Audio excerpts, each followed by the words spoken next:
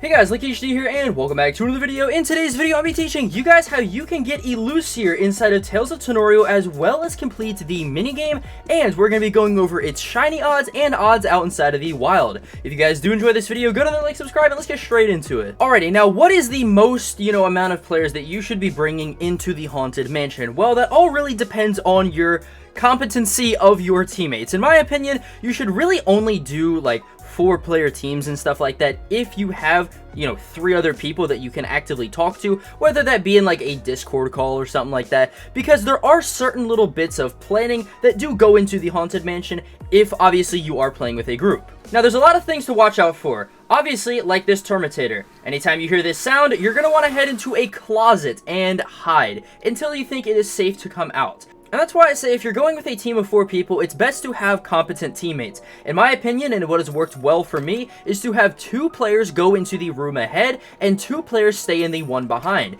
That way, anybody who is falling behind has chance to catch up to, any of the closets, and the people that are in front can keep going forward since they are obviously farther away from the Terminator. And of course, everybody survives. If you kind of cram 4 people into one room, you get stuff like this, where there's only 2. You're also going to want to look out for Screech. Looking at it will make it go away, and whenever you hear a psst sound, that's when you know to start looking. Screeches will only appear in dark rooms like this, so you don't have to worry any other time. Healing stations like these are going to be your best friend since they offer a lot of healing pills. That way you can heal up your health if you get hit by things like Marbal, Screech, or Carvantula. Now let's talk about the Marbal rooms. The Marbal rooms are pretty easy to get past once you have a good idea of how the mechanics work. Basically, as soon as Marbal exits your screen, it is going to start to change position. Now, usually this means running at you, and the simplest way is to just make sure that both of the, Marbal statues are in your frame at the same time. Once you actually get to a door, as you can see, they go away. Now, we have our first rupture starting at room 25. There's going to be a rupture every 25 rooms. One at 25, 50, 75, and 100. Now, since this is a rupture, of course, you only get 1 Tanorian, so picking the right Tanorian definitely is crucial. I like to go with something like Fordrake right here, who has a lot of coverage like Steel Strike, Shadow Slash, and Smoky Sneeze. That way it can hit multiple different types and obviously have good effectiveness against them. Now, there is a little bit of a mechanic that, sometimes the raid bosses will do that switches up everybody on the team's typing, including its own typing. So again, like I said, it's really just best to get a Tanorian that has a lot of move coverage. Another common room that you're going to come across is going to be the room that has 3 different doorways. Oh my gosh, Screech, go away. That has 3 different doorways. The doorway that you're going to want to pick, and that is the right doorway, is going to be the door that follows whatever, room you came from previously. So, 28. If we go to the right, it's 30. If we go to the left, it is 29.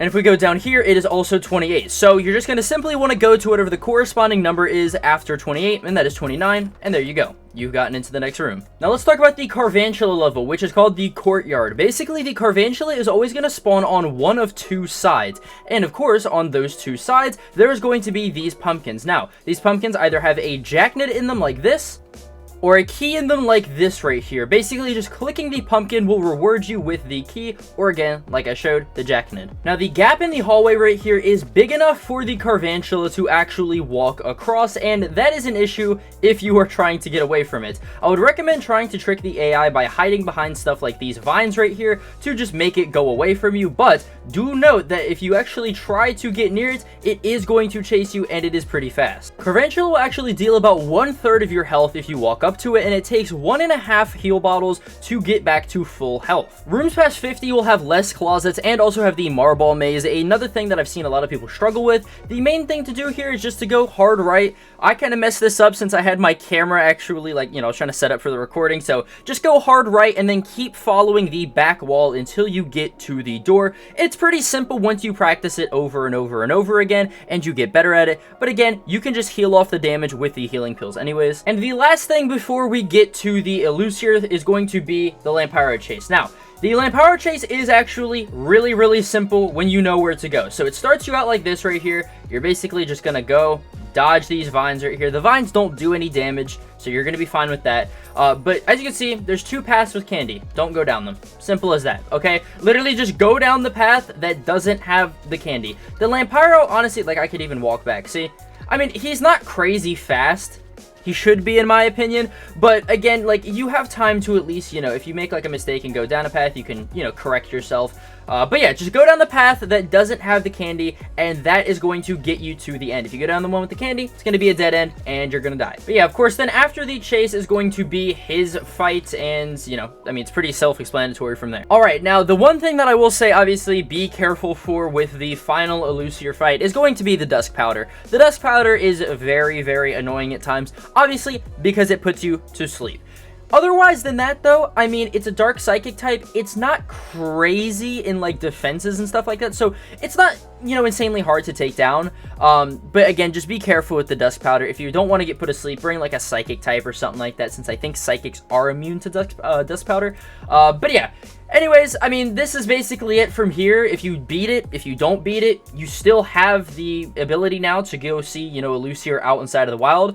So yeah, let's quickly just beat it real quick. So then yeah, if you actually just beat the Elucier or you don't beat the Elucier, it is still going to show up in your roamings. You can go ahead and check that by looking at My Roamings Land, and it is going to show Elucier right here and at the bottom as a 0.19%. Now, this basically means that, yes, Elucier actually is easier to find than other roamings. It is a 1 in 500 chance out inside of the Halloween area, and a 1 in 1,000 chance out inside of the main game. Now, you might be asking, LuckyHD, the main game, Elucier can appear in the main game? Yes. For the duration of the Halloween event, Elucier can also appear during the main story, and that is just something that we did just in case people do want to hunt inside of the main story for whatever reason. That way they can still at least kind of hunt Elucier, you know what I mean? But yeah, this also does have a boosted shiny rate compared to other legendaries. The shiny for Elucier is going to be a 1 in 200 chance, and that comes out to around a 1 in 100k if you're just, you know, factoring in everything. It's about the same odds as a Gamma Roaming inside of Lumion Legacy, and is a hell of a lot better than the regular TOT shiny legendaries being in the, you know, just base odds, no chain, you know, like 1 in 2 million, you know? But yeah, guys, you also can chain this, by the way. I forgot to mention that you actually can chain this. I think you can bring the chain down to a 1 in 160 for the shiny rates. And with that as well, you also can boost the rate of which it can be found inside the wild, by which I don't really know. With the chaining update, now if you chain stuff, you actually, you know, the higher chain that you get, you are going to get some boosted spawn rate for that. So if you're chaining Elucier, the more you have an Elucier chain, the more that you're going to find Elucier, basically. But yeah, guys, that about does it for this video, obviously. You know, shiny Elucier is definitely going to be a super, super cool thing to get from this event. I know how we are at least planning it for next year with Halloween and stuff like that.